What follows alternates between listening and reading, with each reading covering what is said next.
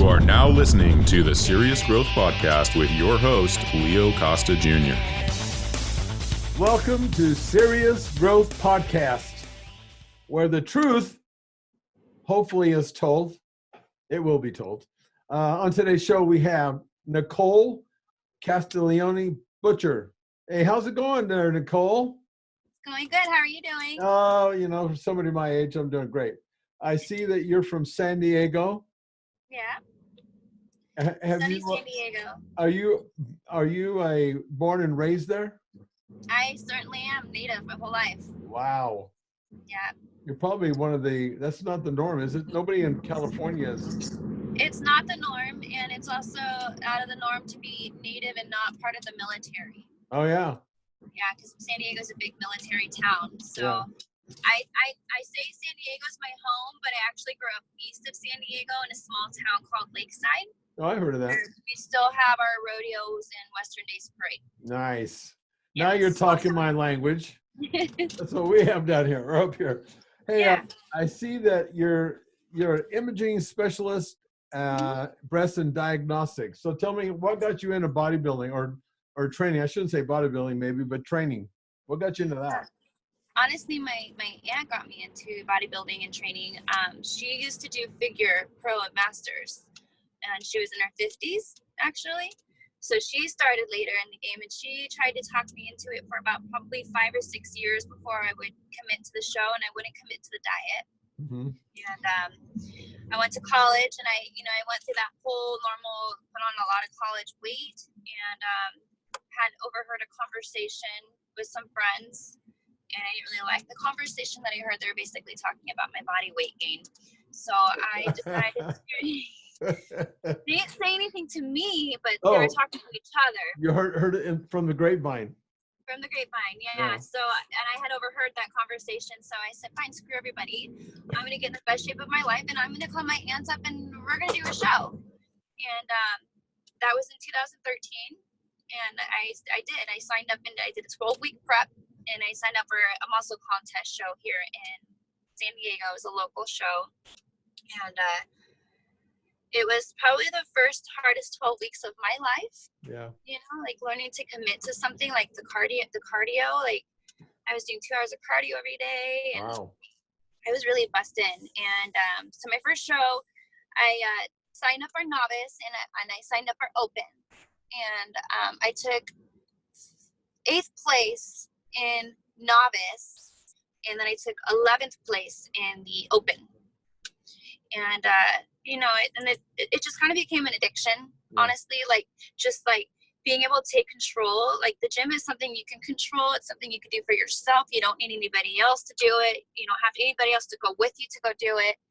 You just go and do you. Yeah. And so I really found a lot of escape in the gym, and I found a lot of motivation in the gym. So that kind of sparked a fire. And, when the judges, they give you back your feedback, and they told me I didn't have the X factor and that I would never really be good for bodybuilding. And I'm stubborn. I'm Italian. So you tell someone, you tell an Italian they can't do something, and they're just going to go turn it tenfold on you. You know what I mean? You're right. Sure. And so that's what I did. I started training for 7 years.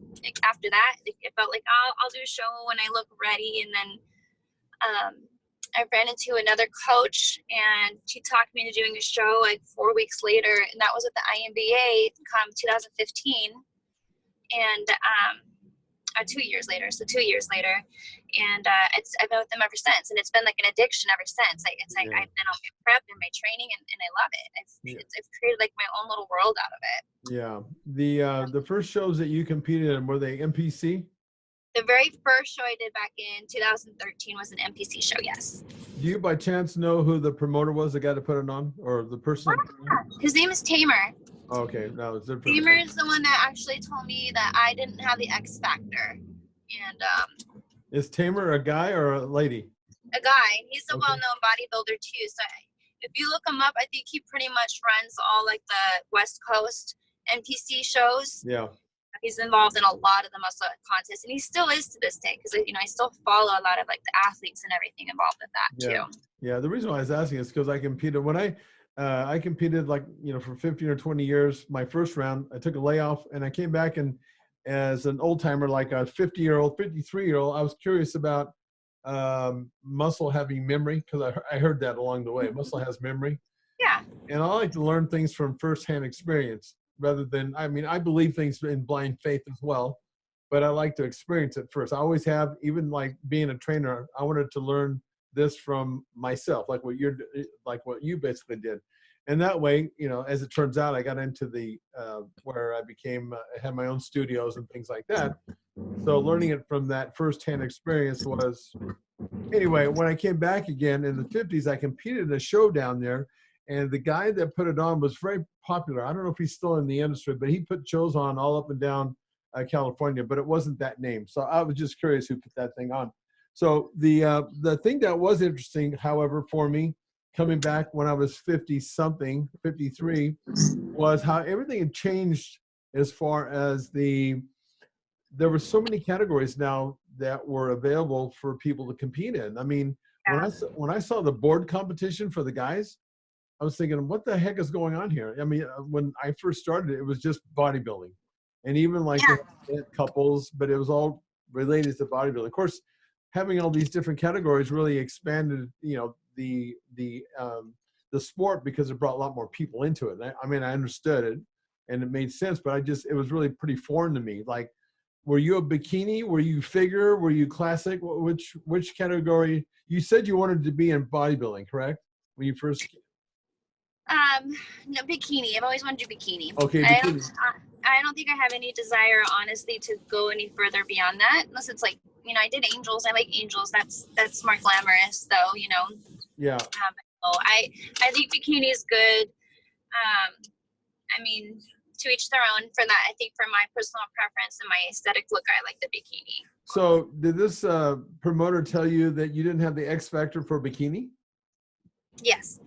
Did he tell you why? I needed to build up my shoulders. I needed to build up my glutes. I needed to build up my back. He basically said I just had a lot of work still to do. So, but mostly it's always the shoulders, I feel like, and my hamstrings. Like, I didn't have a hamstring glute tie-in, which I should have sent you guys a picture so you could have seen that. Yeah. From where I once was and where I have. I've grown a lot over the years. So. Yeah.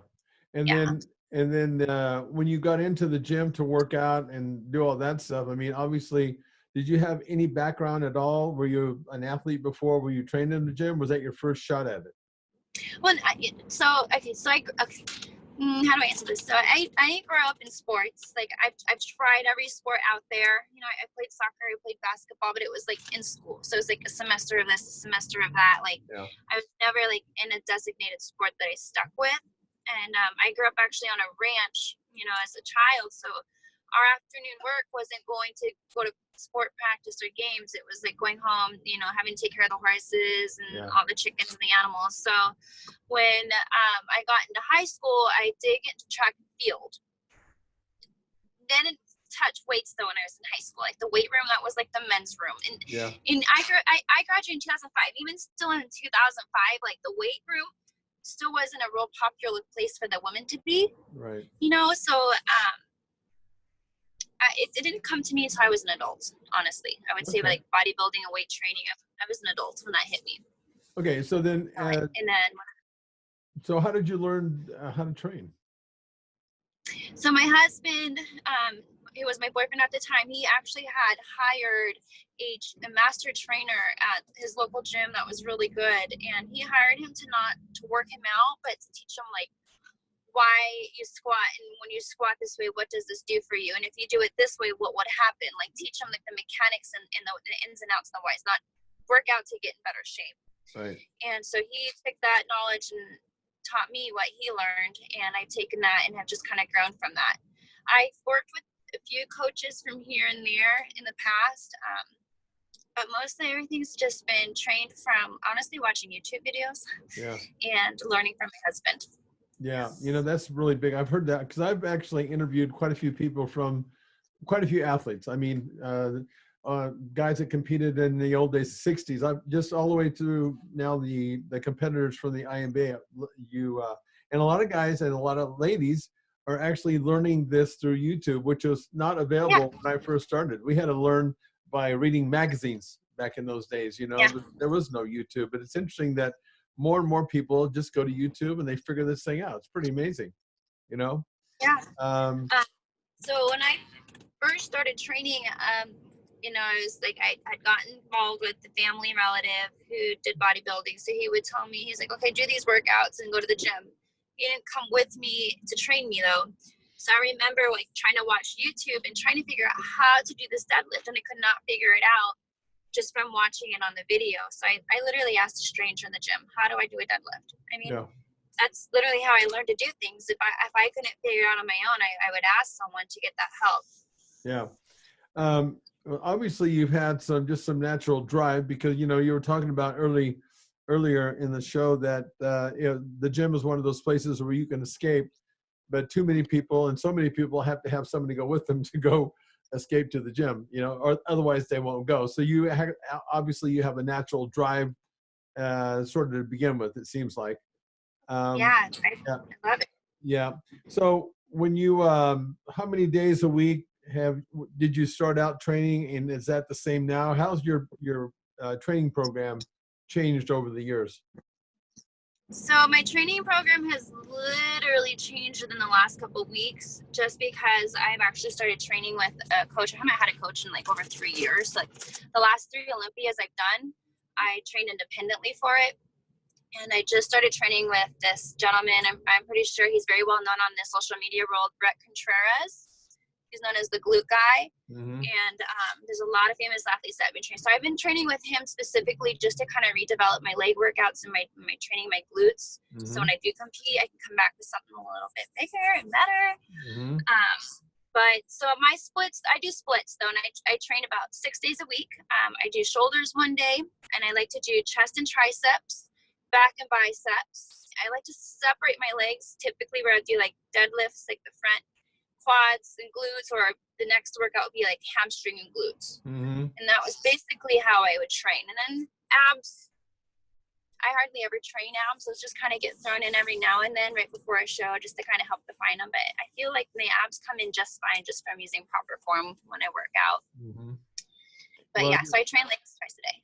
Okay, so, and that's what you're currently doing? You said you changed it the last couple of weeks. Okay, so but my glute workouts have changed. So I used to like just do like hamstring and glute or quad and glute. Now I'm incorporating my squats and my deadlifts in my same day of training. So is that separating them. Yeah, and now is that, of course, maybe it's a little bit too soon, but are you noticing any change as far as in the glutes? I've noticed, well, it's funny because I've always trained alone, not having a coach or a trainer. So I've never fully like pushed myself in a gym. Mm-hmm. I stop where I feel like my form might get compromised. So honestly, I would only squat, a bar with 45. So on each side, so that's 135 normally, right? Yeah. So he's like, well, let's just see how strong you are. And he has me squatting at 185 now. Mm-hmm. How many, about what's your rep scheme? It depends on what I'm doing. So normally I used to only train, I would do 3 sets of 12, very, very religiously, everything, very slow, methodic, controlled movements. I used to always say slow and steady wins the race. Now I've kind of started changing things up a little bit just to kind of test myself since I've started with Brett, just kind of getting new motivation. But now I'm starting to incorporate more pause reps, high reps, going really heavy, but maybe only getting like anywhere between 3 to 5 reps in, getting that weight in as long as I don't overcompromise my form. So now it's starting to change. But for the last 7 years, I've been very consistent with 3 sets to 12 for everything. And I just move up a little bit in my weight. Yeah. Yeah. So what your coach is doing there is you're still working in what we call volume training. I mean, even though you're doing the heavier weight, 3 to 5 reps, that's still considered more volume than just pure strength. One of the debates, and again, it's a debate, so depending on who you ask, but when you're training very heavy, like 1 to 3 reps, and you can make volume out of that if you did like 20 sets of 1 to 3 reps, that's still considered volume. But the main goal or result from lifting heavy is to get stronger, with the secondary benefit is putting on muscle. when you do more volume, and what you were doing before was more classic volume, 3 sets of 12. But in any case, your body's always trying to adapt to its environment. You probably have been told this, but I like to just, it kind of confirms the stuff that we did way back when. It's all kind of the same still, just it's presented in maybe a little different way. But it sounds to me like what your coach is doing now is taking advantage of heavier weight, even though it's volume, and the lighter stuff, and it keeps you in what we call the optimal training zone, which means that you'll be in that sweet spot, layman terms, to get the results. It's kind of the same but different, and your body does really respond to that, because part of your fight or flight is to always respond to its environment. That's how your body survives, whatever environment that you're in. In this case, obviously, it's your training environment. So that's what they're doing. I like to understand why coaches do certain things with their athletes. And so that kind of really makes sense to me. So now when it comes to, you said you did a lot of cardio before. Were you that much overweight? I have a hard time believing that. No, I don't think I was. I just think I got involved with the wrong person. So I feel like there's two different kinds of coaches. As I just, what I see in the gym nowadays too, like there are the cardio pushers, and then there are like the strength pushers, like they want you to do your plyos. They want you to get your workout in the gym. And then you got the other guy who's like, go do cardio, go do cardio, go do cardio. Yeah. And so he was on the, when I graduated college, which this does not sound heavy now, but when I first started, I was that girl that was only like 105 pounds. Yeah. And when I graduated college, when I overheard the conversation, I was just under 140 pounds. Oh. It was 137 point something. That's a lot of weight gain for someone who's like 100 pounds on the average. And how tall are you? I'm 5'3 1/4. Yeah, that's. I carried it well. I carried it all in my backside, in my hips, and in my thighs. It's where my weight went. And so now, honestly, I sit at a healthy 123 pounds, and when I hit stage, I'm 117. I cannot get below that weight. My body just won't go below that weight. Yeah. Well, it's actually the fact that you're not having to drop too much is actually a lot better scenario. Back in the heydays, we used to bulk up for these shows, and then when you went on a diet, you'd almost lose a lot of the benefit that you'd gotten in the off season. You're a 3-time reigning Olympia champion. Now, how many shows have you done? Like you said, you got with the INBA. So how many shows have you actually done before you got to the first Olympia and won that one? So actually, when I went to the INBA, I did my first show in November. It was the World Cup, and I won my pro card the very first show. I competed with the INBA. Okay. And the very following show was the Natural Olympia. It was 2 weekends later. And I remember talking to Denny, and he's like, you should come to the Natural Olympia. I think you would do really, really well, and I think you'd really enjoy it. And there was a gentleman there that was in a suit. I don't remember if he was a judge or who he was or what he was doing, but he told me, he's like, good luck, only sponsored athletes get there. And wow. So I talked to my family, and I'm like, let's do this. Let's see what happens. And so 2 weeks later, I asked my boss, I work in the medical field, which is shocked I got the time off in such short notice. And I told them what was going on, and they offered me the time off, and we got in the vehicle and we went to Las Vegas. And I competed, and I entered into the pro show as well to see how we would do. I was actually under the guidance of a new mentor who talked me into doing the natural show. And he's the one that talked me into doing the pro show at the Natural Olympia. So I technically made my pro debut at the Natural Olympia, second show at the INBA. Wow. Third show ever. And I took second place in the amateur open, and then I took 7th place in pro. So how did you feel about that? You're only your second or third show. I felt really fired up. Were you really motivated? I wanted to go to the top as fast as I could and see how fast I could do it. Some people, when they don't win at all, they're dejected or they're very disappointed. Some people just respond differently like that. That's the reason why I'm asking you. And then other people, it's like, oh, that's all I needed to do just to get me. What I think it was what you're saying that got me fired up because I'm going to come back and I'm going to do way better. I'm going to go right to the top. I want to go right to the top. Yep. Yeah. So you didn't get like disappointed or down? No, it was my second show, and I was yeah. a stage with people who've been competing there for years, so I couldn't be upset at all about that. It was a gift for me to be there. Honor. Like that was an honor for me to get the opportunity to share the stage with those people. But at the same time, though, it literally really fired me up. If I could do this good, I want to see like how much better I can do. And I had so many people, tamer, with the muscle contest. I didn't have the X factor, so I didn't have the look for bikini. Like the trainer that taught my husband everything told me I was, I don't know, something that's like related to like the Eskimos and like ketosis or something weird. And I'm going to gain a whole bunch of weight back after my first show, and I'm never going to get it off. And wow. So I had all these people going against me about all of it. So it was just really, I wanted to just kind of prove everybody wrong and then some. Yeah. And it's kind of like what happened. I used that as my motivation for a long time. Like telling someone you can't do something is like, say taking candy. I don't know how to think what would be good to describe it, but it's just a really good way to get motivated. Well, and the thing about that is, to a degree, I mean, everything's relative, but adversity does one or two things to people. Either destroys them or defines them. And that little bit of adversity that you got was that negative, and the thing that cracks me up is that, I've been around here a long, long time. And one of the reasons why I wanted to come back into the industry is one day I was reading Google News and I ran across some information that a so-called coach, on Google was telling people how to train. I'm thinking this guy or this person is full of crap.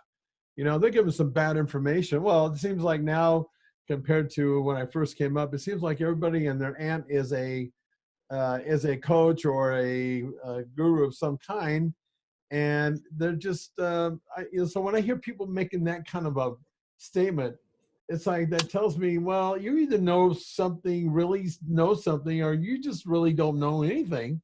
Yeah.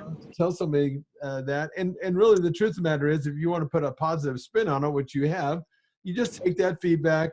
And you just, you use it for your own energy, and they just don't know what you should thank them, for saying that, because it really, I should thank them. Yeah. It got you to a better spot. Yeah. So, as far as cardio is concerned, how much, I want to digress a little bit. When you're doing your weight training in the gym, how long are you in the gym? Well, honestly, I have an hour lunch break during my day, and I take that 1 hour and I use it for training. So I get about 45-50 minutes of training in every day. Okay. That is Monday through Friday. That's actually a very good thing. Yeah. Too many people train too long in the gym. They're constantly overtraining their body and they can never recover, blah, blah, blah. How about your cardio? How much cardio do you do? Now I only do it 3 times a week, 30 minutes in the morning. Yeah. Yeah, that's solid. And what do you have any particular cardio that you do, or do you do high impact, low impact? So I bought a stair stepper. I have one of the old school original Stairmasters. You have to really step on it, and if you stop stepping, it just like sinks down and stops moving. Yeah. So I do that, and I put it on intervals. So every 30 seconds, it's going to be something low. It might work itself up and go back down, or it's just like high for like 3 minutes and just Yeah. So it's intervals, I guess you would say. Yeah, I have that style of Stairmaster myself. I like those. I love it. I love it. It's the best thing. It's in my living room. That was probably one of the best purchases I ever made, because I just get out of bed and it's right there, and there's no excuses whatsoever. Knock it out. Knock it out. Yep. Do you pay attention to your heart rate when you're doing cardio? No. Okay. You have any idea what your heart rate is? I know it's supposed to be over 135 to be at a metabolic fat burning rate. So I'm assuming it, when I do check it, I don't know how accurate the machines are, or how accurate my watch is being, but usually it is over. Well, but honestly, I've never been the person to really weigh myself, because I don't like the way numbers get in my head, because I feel like it's not me. It's a manipulating. it's an unhealthy thing. You shouldn't look at a scale. I think it's very unhealthy. Yeah. And another thing too, I don't weigh out my food. I haven't weighed out my food since I first started, and I don't take measurements of my body. I don't track anything at all. I just go by how I look and how I feel. Well, that's very instinctive, and that's for a lot of people, that's very hard. It's very hard to trust that, because I'm that guy that was in it for a long time, but I was like almost the opposite of you. I weighed everything, and I know a lot of people that do, and I can't, it's too tedious. And I wanted to weigh that, they say, well, just weigh like 3 times a week. I weigh twice a day because I wanted to see what the hell my body was doing, throughout the day. Like or on the weekend, because the way I set up my diet is I always ate more on the weekend. And then and I wanted to see how much weight I was gaining. And so I can tell you this is how sick I am to this day. I can tell you what I'm going to weigh every day of the week. And because I got all that stuff, I've got it all. The calories, I have 12,000 I eat over the weekend, and the rest, and then I have so much I eat during the week. I mean, it's like that. So you're just completely. Yeah. I don't count my calories. I don't do any of that. Well, very good. I mean, that's, I think you're definitely, I don't think you're the norm. You're that other person. I'm that other person. I mean, I've been doing it for so long, though. Here's the thing, Leo. Like, I'm on my diet year round. Yeah. I love my tilapia. I love my salmon. I love my asparagus. I love my egg whites. I drink it every day. Yeah. Like, I love my food. And it's so easy to stay on top of it all and maintain it all. Yeah. It's like, and if you've been doing it for so long, it's like, I know what my portions look like. I don't need to wait. I've been doing it for 7 years now. Yeah. Well, funny that you say that, because as I was. Sorry, it's noisy back here. That's okay. San Diego, they got a lot of stuff going on there. There's a lot happening here. Like what I used to do when I was later on in my training, because I used to, oh God, you're bringing back some memories now. Earlier on, I would take a scale with me to a restaurant. And and when it's You're that guy. I'm that guy. Well, You're because I'd ask the waiter, I say, or whoever, the food server, I say, okay, so how many ounces is that New York steak? And of course they tell me. Well, what I learned over time was a lot of them didn't know what the hell they were talking about, because they would come out and they were off, a few ounces. Well, when you're a sicko to the nth degree, paying attention to that kind of detail. Oh God. So anyway, so as I went along, and like you, I've trained for 20 years. I could actually take a steak. I stopped taking it to the restaurant, not that I cared that people would look over and say, well, I wonder what the heck I was doing, but I could actually take a steak and I could go like that. The steak would be on my fork, and I could tell you how many ounces I was eating. This is where I came from. So it's very interesting to listen to somebody who does none of that. Yeah, no, I don't do any of that stuff. I haven't done that stuff for like the last 3 Olympiads I've done. I could tell you I didn't do anything like that. And then to go out here and win three Olympiads. Yeah, very good. I mean, good for you. I mean, really, seriously, I'm not jealous or anything. Good for you. The other thing, no, really, I'm not pissed about this whole thing. But so you're probably going to tell me you don't know how much protein you're taking in, right? I know, not really. I mean, I eat like 5 to 6 meals a day, and it's probably like anywhere between 26 and 30 grams of protein in every meal. So okay, so more or less.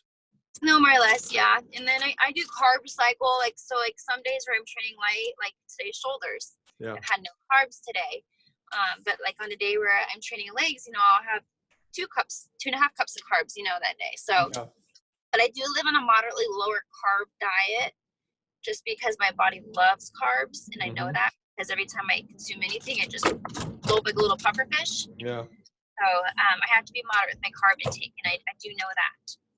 Well, it sounds like you have a pretty good sense about what you actually need, so that's a good thing. Now that you've been doing all this winning and training, do you have people come up to you in the gym all the time and ask, what do you do, Nicole, to keep yourself like this? Do you get that kind of reaction from people? Actually, what I hear more of is people want to know how I'm able to maintain my body year round. Because I feel like a lot of athletes have a very hard time maintaining, and I maintain my leanness year round pretty much for the most part. Yeah. And I think it's just because of the fact that you stand on something pretty consistent. Yeah, You I know, love and my you, diet. I love to work out. I have to work out, and I have to eat my diet. I'm really weird like that. Like I have to, like, Monday through Friday, I have to be on point with that. And then the weekends I can have fun and be more relaxed. Pretty much is yeah. how I do. So where do you go from here as far as do you want to just keep getting better at being a bikini competitor? Do you have other aspirations within the sport? Mm.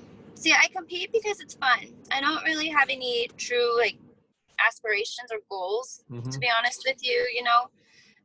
It would be really cool, I think, to be able to dominate all realms of the fitness industries. Like, I would love to be able to cross over and go WBFF and become a pro.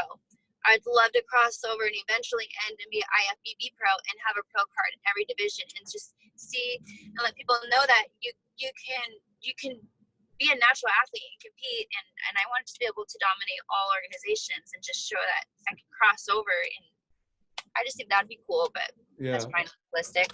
yeah. And I tell you something. I was really impressed with the the quality of athletes at the IMBA, the Olympia. You know, to think that those people were natural. I have to tell you. I mean, I'm skeptical. You know, to be Yeah, honest with you. that's why And part of me wants to cross over and jump in that dirty pool. I yeah, would love to compete with them and just give them all a run for their money, yeah, because you can put on good quality muscle. I may not be able to recover as better as some of them or right. come back as fast as some of them in the gym and lift as much as some of them in the gym, but I think I can condition Yeah. No, as well. If not look better, because my skin is going to still be maintaining its like healthy glow. right. Yeah. No, it was pretty obvious to me that that can be done. I mean, it was, and the thing I really liked about that event, and I told Denny this. I told Denny after the event. Well, I said it actually when I we actually sponsored the pro event, the money for the pro event for the guys. Oh, thank you so much. And Oh, for the guy you did? I wasn't actually fishing for a compliment, but you're welcome. But I mentioned that when before I presented the check was that I wanted to be a part of that because this natural movement is the real deal. I think it's really impressive, and I think it's just from where I came from, and to see the quality of athlete, I think it's the way to go, and I want to be a part of that. You know, that's the reason why Yeah. I'm going to South Africa, and I'm going to go wherever I can because I'm doing seminars in South Africa and wherever we want to certify athletes as part of the things that we're doing. Our company does.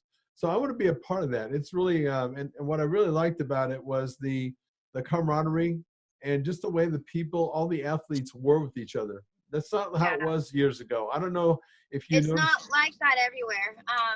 That's one of the reasons why when I met my mentor, when I first got in the IMBA, I was like real hesitant to compete again because I didn't have a very friendly experience when I did the MPC.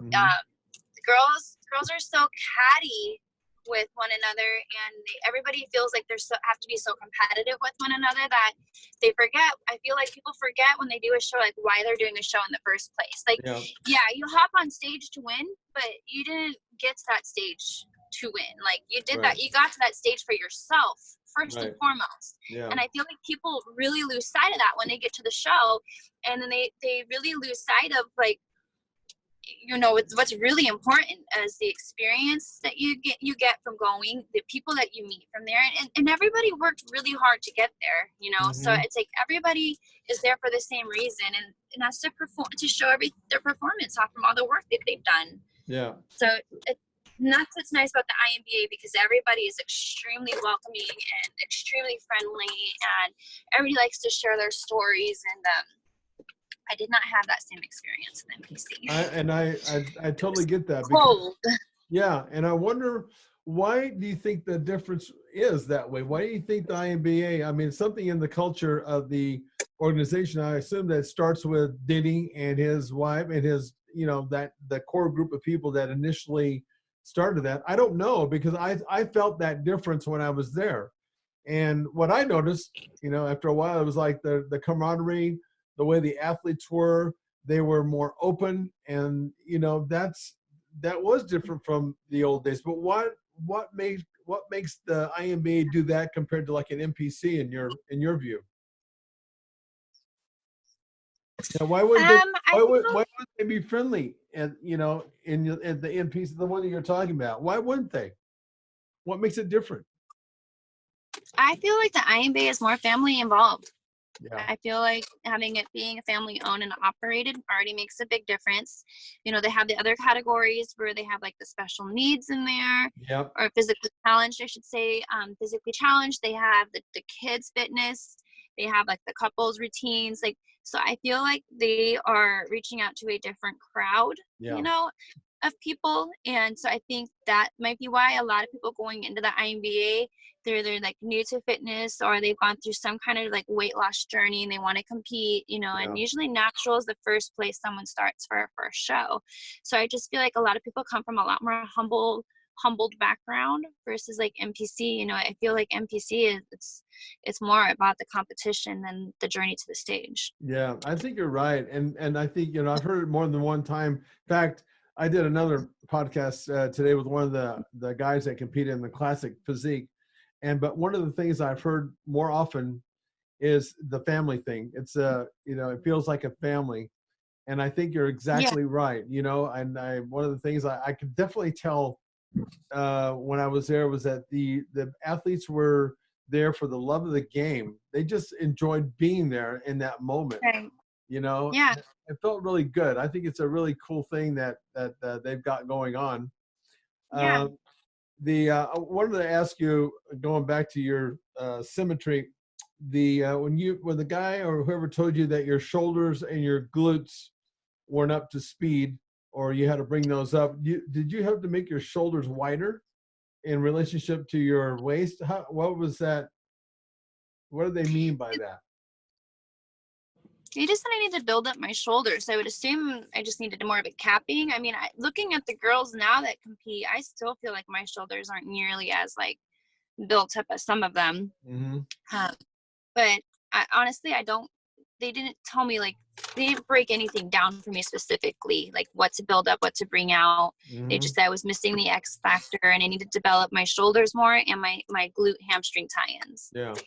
And then when they say your glutes, does that mean that they want you to have more of a bubble butt, for the lack of a better term? I think it's more of the connecting of the bottom of the glute to the hamstring. Oh, okay. That little tape. Yeah. I feel like, and that's still something I'm still working on even till this day. I feel like that is still like my weaker side of like my body. Like, even though I'm like known for my glutes, I still feel like that hamstring tie-in is a hard thing for me to bring out. Yeah, there's always a body part, that's one of those tough ones to develop. A lot of times for the guys, it's the calves. Women, they seem like they have, where women, they seem like they have these, I think it's from wearing heels. I even tried wearing heels to see if I could bring my calves up, because women have these beautiful diamond, beautiful diamond shape. It's too hard to walk in those damn heels. Forget about it. It wasn't worth it. But, it just seemed like the women had these great natural tabs, So for me, that was what my Achilles heel, I guess, so to speak. But anyway, so when's your next show again? Did you tell me? No, I'm not quite sure. I know that this year, I don't think I'll be doing the Natural Olympia to defend again. At least not this year, just because I'm going to hopefully be trying to grow a family. Oh, good. I'm 33, so it's like the next thing here. And then maybe come back, as a bikini mama. Bikini mama? I like that. That should be a category. Mama. Uh-huh. There is a category for bikini mamas, actually. No, really? Yeah. Funny. And so if I do a show, I'll do one probably early mid this year. Mm-hmm. If I do one anything, I might go back and do the breast cancer one in Hermosa. Oh, okay. And that May. Maybe. Do you know who Nora is, I assume? I love Nora. She's actually one of the very first people I met with the IMBA. And that's probably one of the other reasons why I really like the IMBA, is because, she was one of the first people I met. And it's like, she's like, her and there was another athlete that were friends. And, Nora was just very welcoming. I have a good friendship with her now. I look up to her a lot in many, many ways. Yeah. But yeah, she's one of the sweetest person. She told me I needed more lipstick on stage. She And for a girl talking to another girl, and like from what my last experience was, it was just like, oh, I'm home now. Yeah, I'm home. She was actually one of the first people that came. I had a booth over there, and she was one of the first people that came and introduced herself. Where'd you go, Nicole? There you are. There you are. Sorry. There you are. That's okay. She was one of the first people that came to my booth and introduced herself. And I mean, I just had her on the podcast not too long ago. And you probably know that she puts on the, I think one of the first shows for the IMBA. And where is it? It's just, I think, outside of Los Angeles, Riverside area. And I'll be at that one too. That's the first show. I think it's like March the, I don't know, 12th or 14th or something like that, or April. No, okay. April. Maybe it's April. But yeah, she puts on four. Yeah, she puts on 4 of them. Yeah, she's pretty amazing. She's very busy. Yeah, she keeps herself going. I don't know how she does it. Yeah, I look up to her a lot. Yeah, and then of course, like I said, it's a great thing, that organization. Anyway, listen, I don't know that you are maybe interested in promoting anything, but is there anything that you'd like to promote on the show that you're doing or promoting or anything like that? No, I don't really have anything right now. I can just say, for those out there that are new to the fitness world, stay hungry, stay driven. Remember the whole reason why you started, if you're new to this. And for those that are in the middle of their process, keep going. You're going to hit some hard spots and some plateaus, but if you keep going, you'll get right through it. And for those of you that are coming near the end to getting to a goal, that's awesome. Keep it up. Now make yourself some new, bigger goals to keep going on those. I think that's some really smart and solid information. Hey, listen, between now and then, make sure that you get over this elbow thing that you got going on there. I know. Do you really think that stuff, I'm a skeptic, do you really think that stuff works? I don't know. This is day one, actually. Oh, day one. I'll have to let you know.